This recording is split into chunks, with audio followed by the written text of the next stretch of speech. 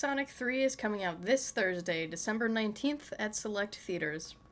I've been playing Sonic X Shadow Generations just like everyone else.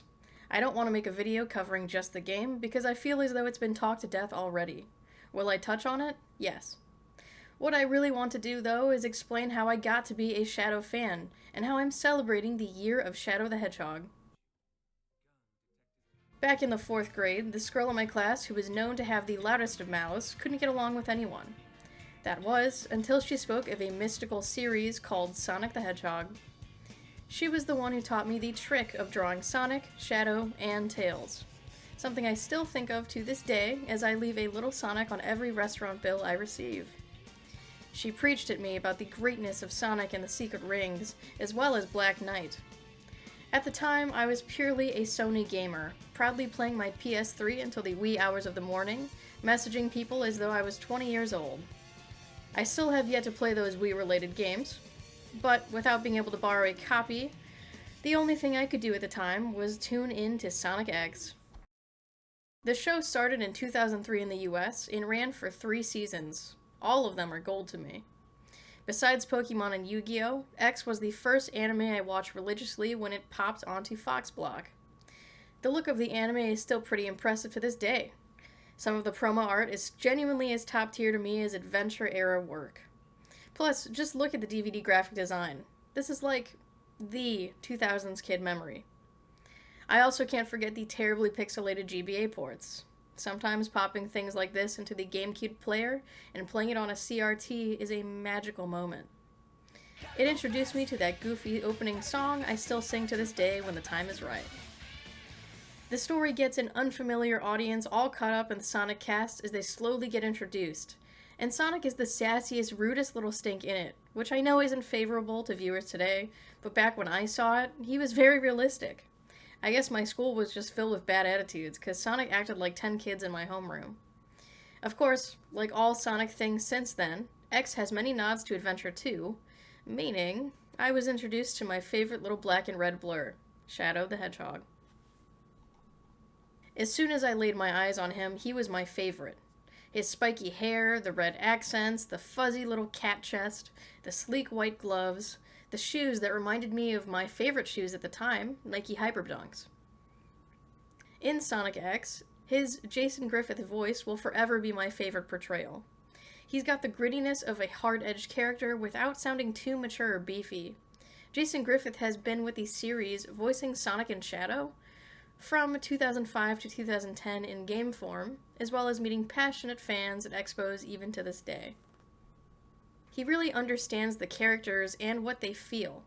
And when it comes to feelings, Shadow may be low-key about it, but he feels a whole lot. Bonus note, I teach a beginner portrait drawing class, and we totally use Jason Griffith's headshot for anatomy lessons on day 1. Often Shadow comes off distant, cold, rude, and somewhat arrogant, especially in certain iterations. At one point or another, I came off similarly, only because much like him, there was a lot going on inside that I wasn't able to express on the outside. Because Shadow has been around for so long, with so many different people writing him, we're now in an era where we can pick and choose what we like and make it our own version of who Shadow is. Little details of his personality are put on a pedestal, as now we know Shadow loves black coffee and Latinas. A lot of people rightfully trash the 2005 Shadow game, but seeing it referenced in the Sonic 3 trailer was totally hype. It's exciting to me that nearly 20 years after I fell in love with this silly little furball, the cultural zeitgeist will also think fondly of him, all because of a Marvel-like cinematic universe where Sonic the Hedgehog is known even by grandmas at McDonald's. The world is a wild place. Without going into crazy spoilers, Shadow's relationship with Maria is the perfect encapsulation of why he's such a strong and balanced masculine character. Maria is a handicapped girl who can't do much for herself, and it's not that he just takes care of her physically, he emotionally thinks of them as equals regardless of physical ability. It's empathy that draws them together. He's also soft with her, Rouge, and Amy in ways that he isn't with the other male characters, mostly because there's no threat between him and women like there is between him and men. Shadow is a girl's girl for real. Women in the Sonic universe are often very straightforward, in silly ways and heroic ones. Never forget that Eggman is canonically a feminist. King. I just find it very sweet on the part of the writers that Shadow, the ultimate life form, and a very masculine icon among boys, is really down with supporting women. That slaps. I mentioned earlier that I really like the design of Shadow, and I think it's really interesting to see how different he looks between games. Most of the time, he's pretty consistent, only changing slightly based on graphical fidelity, but one of my favorite spin-off outfits is his racing one in Sonic Riders. All that's really different is the goggles, but man, the way he's drawn is so slick. I love the cross-hatching and the way he moves and does his little air tricks, and it's totally skater approved. This also leads into the look of him in the Mario and Sonic Olympic games. He's a lot more lanky in the 2020 version, but it's funny to see him in these little silly shirts. Honestly, seeing him do vert tricks on a board makes me wish the Sonic series got a Tony Hawk ripoff. They already got a kart racer clone, and speaking of, Team Sonic Racing has a very customizable set of cars I had a grand time playing with. Of course, I exclusively play as Shadow. Unfortunately, I do think the game lacks some serious speed, but that does make it fairly beginner-friendly for newbie racers. Despite that, Shadow's got a very shiny look to his head as it peeks out of the driver's seat. No cute outfit, though. This is more about the fact that the vehicle is his stand-in, and I really like the vehicle design. Am I excited for Crossworlds, though? Yes, ma'am. Then there's the beloved visual novel appearance in Murder of Sonic the Hedgehog. He's very demure and to himself in this game, but he wears a cute little green getup reminiscent of the early 40s crime novel characters. They totally chose green because it's the opposite of red on the color wheel, and for that, I give them kudos. As for his out-of-the-box design in Sonic and the Black Knight, I'm kind of obsessed. It reminds me a lot of the look of Marth in Fire Emblem Awakening. It's classy and bold, and I think the sword design alone is very unique. I recently discovered that there's a Jazzware figure of it. I think I'm gonna need that one. As for the live-action Shadow look, it's growing on me more that I see promos and snippets of trailers.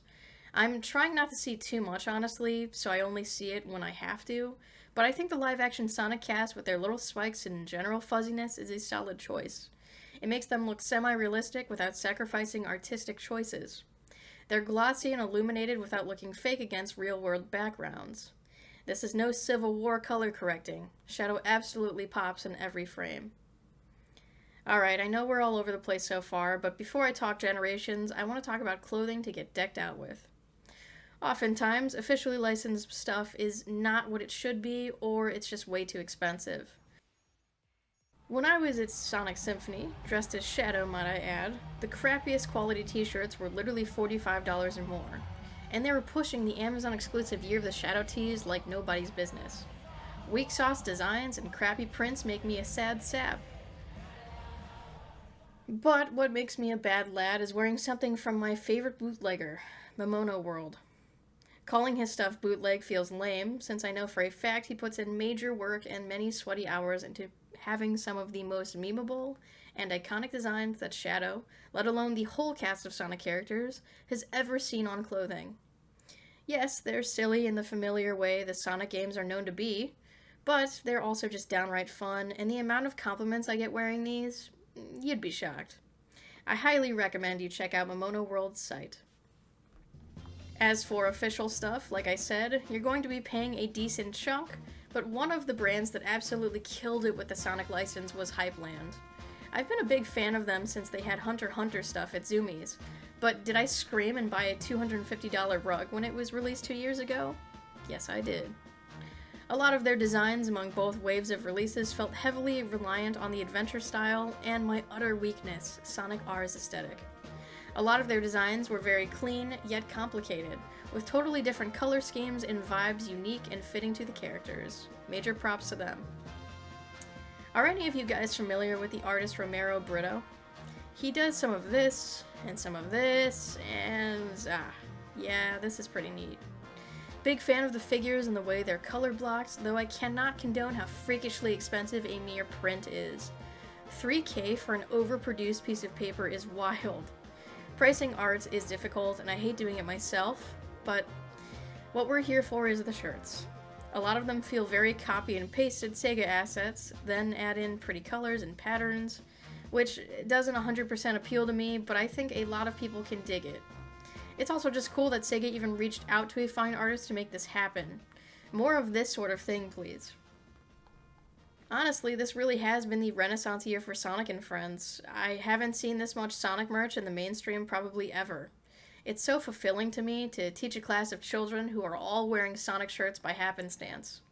Plus, I've been lucky enough to get some dream come true stuff, like Sonic skateboards, adventure statues, Hallmark ornaments, and much, much more.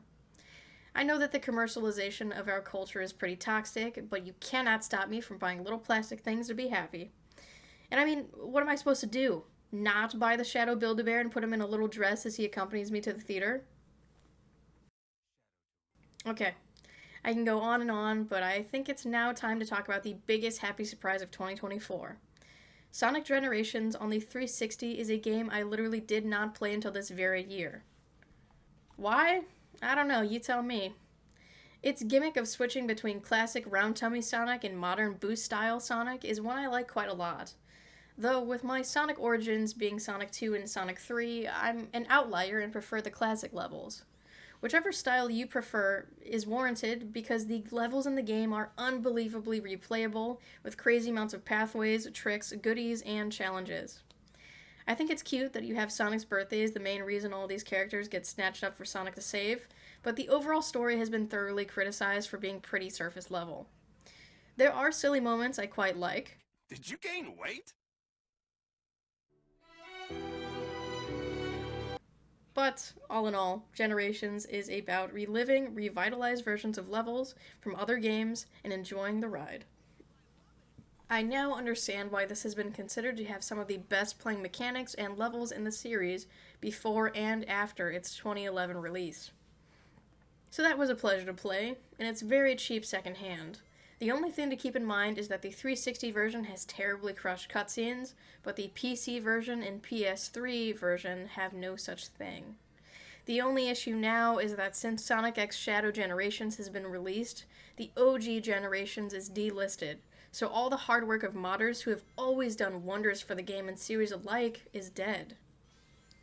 Well, the fact that the newly released game has both the fully fledged and absolute peak Shadow campaign mixed with an already incredible Sonic campaign for only $50 at launch is well worth the price. Plus, I got my copy new on Black Friday for $30, and with the trend of Sonic games, Shadow Generations will be going down to $20 in no time. I am literally so happy with the game that I hardly know how to put it into words. It's a free download to get the very fluidly animated Dark Beginnings prelude, and it is mandatory viewing in my eyes. Everything I said earlier about Shadow just being a baby boy is proven to us as he interacts with Maria more than I feel like he ever has before. Again, the animation is just impeccable. Please make this the style of a new show. I know the game has been out for a little over a month, and there's been a lot of very in-depth YouTube coverage, so I'm not going to spoil much story here, and I'm also not going to be as long-winded as I usually am when covering something lesser known. Still, I really appreciate what they've done with the story for Shadow Generations, having it still connect to Sonic's campaign while really helping a new generation of players understand Shadow in a more empathetic and less confused way. The story gives longtime fans a lot to chew on, with the possibility of where Shadow's arc is going in new games, while allowing us to revel in the nostalgia of what we already know. Plus, where the old Generations lacked in flashy cutscenes and animations, Shadow Generations looks incredible. Everything moves on screen like butter, and there's hardly any loading between what we can control and set pieces Shadow controls himself. With that, I must say it did take me a hot second to get used to the way Shadow looked in-game. He appeared to be a little velvety and shiny when I thought they'd make him more fuzzy like what they're doing with the movie. To be fair, there's actually a movie DLC tie-in with Keanu Reeves voicing him. The model of him there actually looked better to me, which surprised me. Anyhow, this is the ideal control feel I've ever experienced in a Sonic game. The speed is astronomical without getting glitchy, the jumping and weight of landing is flawless, the attacks are great, and the weird power-ups you get as you finish areas are all interesting and useful.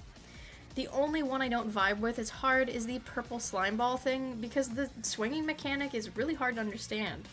It just doesn't make sense that the highest swing you can get is when you let go halfway. I prefer the way this game handles skill unlocks compared to the original because in that game, you had to unlock them with points for completing challenges and then equip only a few at a time depending on your playstyle. It was cool in that sense that you could change up how you approach levels, but I didn't really like the challenges that got you them almost ever. They annoyed the heck out of me, to be frank. In Shadow Generations, you get them naturally and use them constantly. Plus, I absolutely loved every single challenge, which you actually had to do in order to get boss keys. The challenges were all the perfect length and incredibly varied in each area.